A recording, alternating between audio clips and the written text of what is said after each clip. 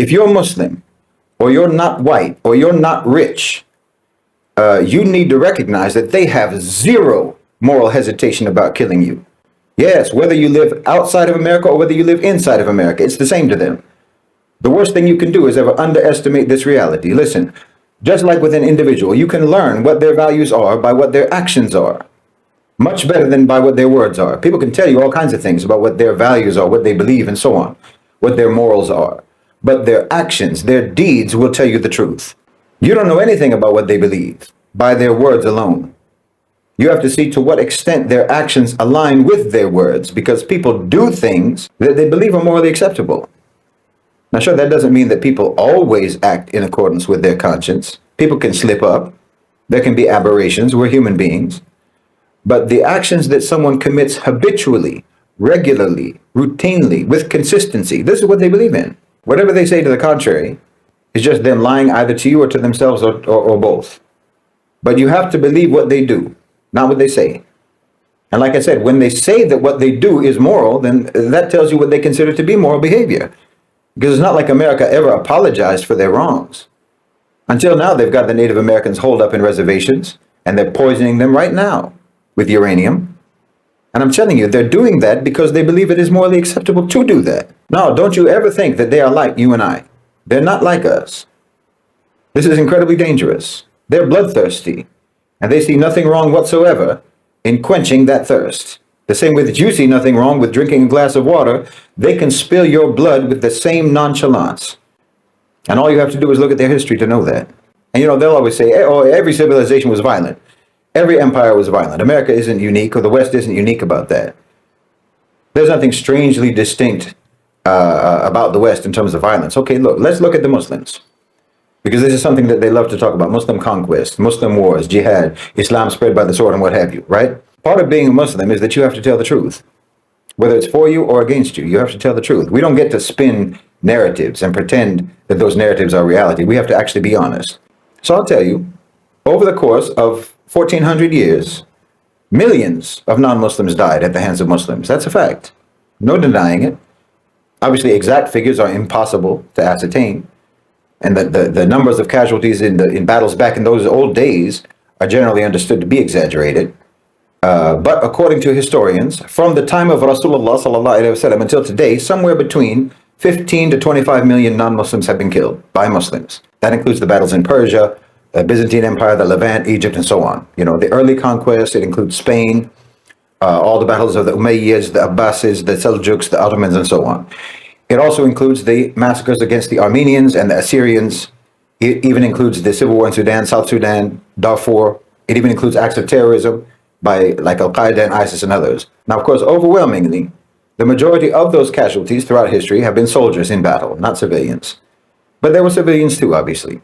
So over the course of 1,400 years, Muslims killed around 15 to 25 million non-Muslims. That sounds like a lot, right? That makes you think that, yeah, it's true. Every civilization, every empire was violent. So why point to the West so particularly? Well, because in roughly a third of that amount of time, the West killed 275 million more people. You slaughtered, genocided, starved, bombed, murdered 300 million people in just the last 500 years. In fact, America alone has killed in just my lifetime almost as many people as the total killed by the Muslims in 1,400 years. Imagine. You killed in just the last 50 years the equivalent of all non-Muslims killed in every war ever fought by the Muslim empires in over a millennium. That's why we point to the West specifically. Do you understand? Because that's strange. It's abnormal. It's unique. And by the way, from that 300 million that you killed through slavery, through colonization, through engineered famines, through sanctions, and through war, we're not even talking about mostly soldiers being killed. We're talking about mostly civilians. Even in your wars, between 50% to 70% of the casualties have been civilians. Yes, you stand out in history. So like I said, you know people by their deeds. You know them, you know what they believe by their deeds, their habitual, continuous deeds, not their aberrations. Okay? The Spanish conquest of the Americas, 70 million dead. British colonialism, minimum 150 million killed. The transatlantic slave trade, at least 15 to 25 million killed. French colonial wars, 25 million. Congo, 20 million.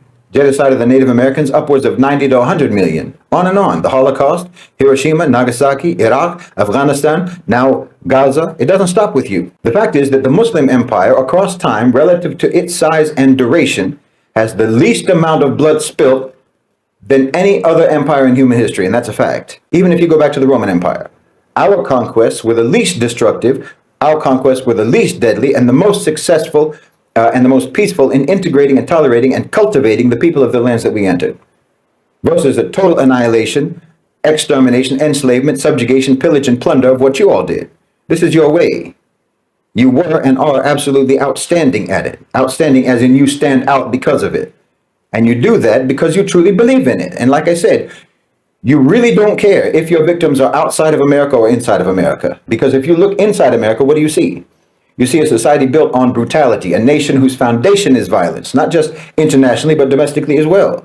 The same ethos that drove the slaughter of the indigenous people, the enslavement of Africans, the subjugation of entire nations abroad, is the same ethos that fuels the police brutality in your streets, the economic strangulation of your poor, the educational deprivation of entire communities, the mass incarceration of your underclass, and the legal subjugation of so-called minority groups. I mean, just look at the statistics. You have more people in prison than any other country on earth, both in absolute numbers and per capita. Over 2 million people behind bars, and a disproportionately high number of them are so-called black people, African Americans, and Latinos. The so-called land of the free runs a for-profit prison industry where corporations like CoreCivic and Geo Group literally make money from human suffering. That's why America criminalizes poverty, why minor infractions turn into life sentences, and why recidivism is designed into the system, because prisons are a business and human lives are commodities. What about police brutality? Well, every year, I've talked about this so many times, thousands of Americans, thousands, are gunned down by the very people who were sworn to protect you. Your police departments are outfitted like military units, armed with tanks, automatic weapons, treating their own citizens like they're an occupying army, the way an occupying army treats an enemy population. And who bears the brunt of this? Who are the prime targets for this domestic war? It's African Americans, Latino youth, indigenous communities, so-called minorities, members of the global majority. The same groups that have been subjected to violence for centuries in their countries of origin. And then there's your economic violence. The way your whole system is structured ensures that the rich get rich and the poor get crushed under an unbearable weight of debt, stagnating wages, impossible cost of living, on and on. How many millions of Americans are just one medical emergency away from bankruptcy? How many families are living paycheck to paycheck, unable to afford healthcare, unable to afford housing or education? The American economic system is not broken. Understand this. It's functioning exactly as it was designed to function, to extract wealth from the many to funnel it to the few. And if you're born poor in America, well, the system ensures that you stay that way. Your education system is not an equalizer, it's a caste system. Schools in wealthy areas are well funded with top-tier facilities, while schools in poor neighborhoods are neglected. They're underfunded, and they're deliberately set up to fail, setting their students up to fail. And the reason is obvious, because an educated population is dangerous. An informed citizenry questions authority and challenges injustice. It demands fairness, and America's elites cannot afford that. So they keep entire communities ignorant. They keep them disempowered. They keep them hopeless, funneling them into either the prison system or the cycle of wage slavery. And we all know that discrimination in America is woven into the very fabric of your laws, the very fabric of your institutions and everyday interactions. So-called Black Americans are still fighting for basic human dignity, for fair treatment in the courts, in housing, fair treatment in housing and employment and so on. Native Americans, like I say, are still confined to reservations, their land still stolen, their water poisoned, their sovereignty ignored. And all of this, the brutality, the oppression, the violence, is not accidental. It's the natural consequence of a nation built on exploitation.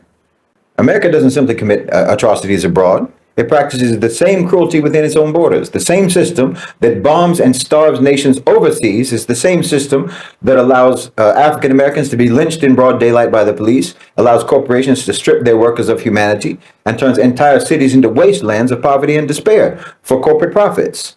The most dangerous mistake that you can make is to think that this system can be reformed. To think that those who benefit from that system will one day grow a conscience, because they won't. They're doing exactly what they believe is right.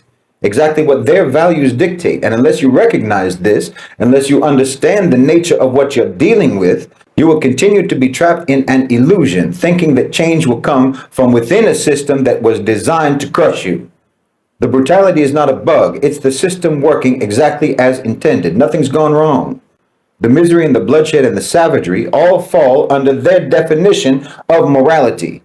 And that completely disorients anyone who knows it's immoral. And in that state of disorientation, they get the drop on you. That disorientation is all part of their hunting strategy. You know, when a lamb thinks about food, he's thinking about grazing in the field. But when a wolf thinks about food, he's thinking about that lamb. It's the same word, food, but two completely different understandings about what is intended by that word.